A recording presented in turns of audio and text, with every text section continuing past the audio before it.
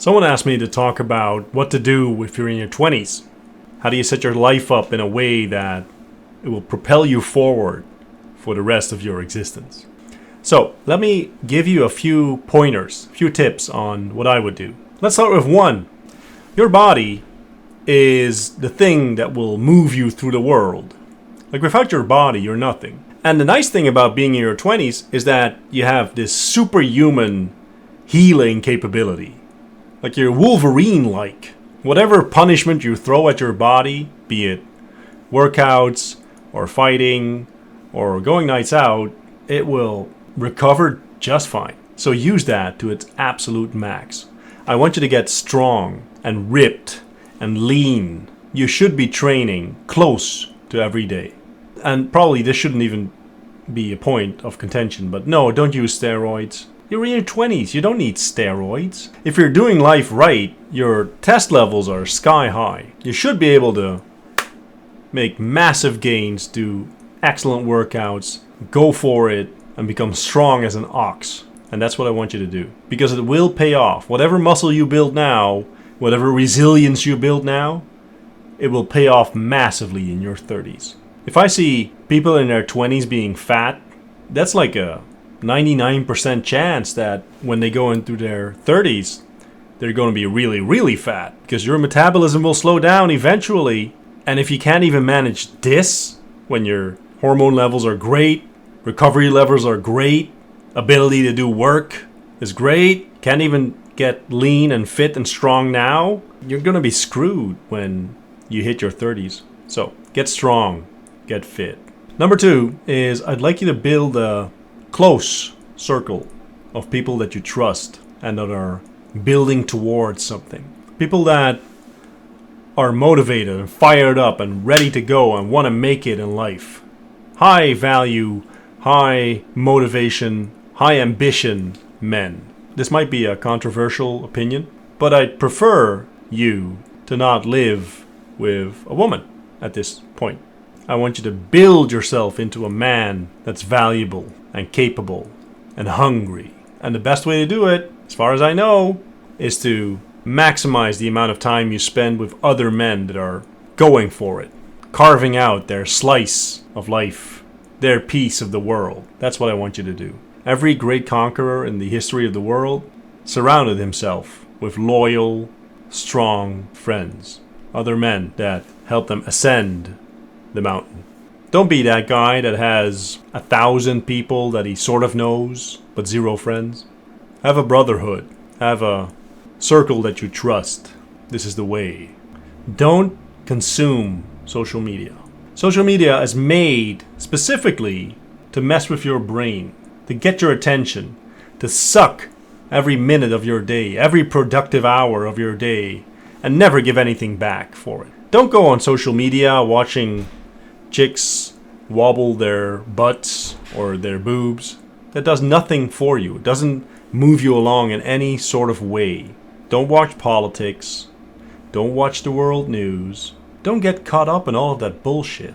You don't need it. Social media should be a way for you to express yourself to the world. Should be a channel for communication, for you to send a signal out. It's not for you to consume and to sit like a zombie scrolling your phone endlessly while the hours pass. That's what it's made for, but that's not what I want you to do with it. I want you to use it as a signal amplifier, as a marketing channel, as a way to express yourself to the world, give a certain image, build yourself up in the best possible way, so that when people Google you, when people try to find you, when people ask for your socials, they see you in a certain light, and it's sculpted in a very particular manner. And that's what I want you to do. Be really professional about this. Be methodical about this. So social media is a way for you to signal to the world, not a way for you to spend hours and hours on end watching it. I touched on it briefly in my previous point. Let me make myself perfectly crystal clear. I don't want you to consume any news. Nothing. If something is important enough, it will find its way into your brain. Trust me. If there's some massive event happening, someone will tell you about it. But 99.9% of the news out there doesn't change anything for you, doesn't move your life along at all, doesn't help you attain your goals. It does nothing. Nothing. In fact, it's created to screw again with your head. It's similar to social media. I want you to be unaware of what's going on in the world because it doesn't, you don't control it anyway. You have no influence on it anyway. It doesn't matter. Cue the meme of The Rock saying, "It doesn't matter." That's what I want you to think when you watch news. It doesn't matter. So what I'd like you to do is to make the news instead of consume it. Similar to social media. I want you to make content, not consume content. I want you to work on your business, on yourself, on you as an individual, on your skills in such a way that you make the news. And once you make the news, then you could consume the news, but only if it's about you. Otherwise, just ignore it. Doesn't matter anyway. It's probably not real anyway, so just ignore. Focus on you. Make the news. Don't consume the news. In terms of skills, I'd like you to build sales skills and marketing skills. If you have those two, you can conquer the earth. Those are the most important. Now, you can pick them up by learning the basics of it. I teach in HU. That's a great way to do it. You can find the link in my description. You can also learn by taking a sales job, by studying great marketers and salespeople. Just make sure that you get the reps in, that you get actual practical experience doing these things so that you can see how human psychology actually works. What goes on in the mind of a consumer, in the mind of a human being before he makes a decision. Because once you really understand that, once you get that, you're unstoppable. It's a superpower. So learn marketing and sales. And once you pick that up, I want you to start your own business. Now, you can make a lot of money working for other people, working a job. And there's nothing wrong with that. Working a desk job, working your way up to CFO or CEO of whatever firm, and that's all great. But if I had to bet, if I had to pick a scenario where you get rich and you retain your freedom and you actually become the person that you want to become, I would probably always bet on starting your own business. And it doesn't have to be a multinational right away. People make this mistake where they think that if I start a business, I need to have an office and a logo and a website and a phone number, a domain name and an email address and all sorts of things. That's not what I'm talking about. You can run a business just fine with the absolute bare minimum. But what you want to move towards is to be the guy that is in charge of your income stream. Preferably, you don't want to depend on another dude to sign your paycheck. You want to be the guy that signs paychecks. So I did exactly this, and it taught me so much about the world, staff, payroll, business in general, how to scale, how not to scale, what to do. Learn a lot about what not to do as well. And that is such a valuable lesson. Starting a business made me into the man I am now. So, yes, pick up skills. Yes, pick up some practical experience. Take a job in whatever field or specialization you want to get into, you want to get better at. But eventually, you want to start your own business, be your own boss, and start conquering the world with your own firm. And in terms of relationships, because this one always comes up, people ask, like, how should I have a girlfriend? Should I not? That sort of depends on your situation. I think having a girlfriend is awesome, can be super useful.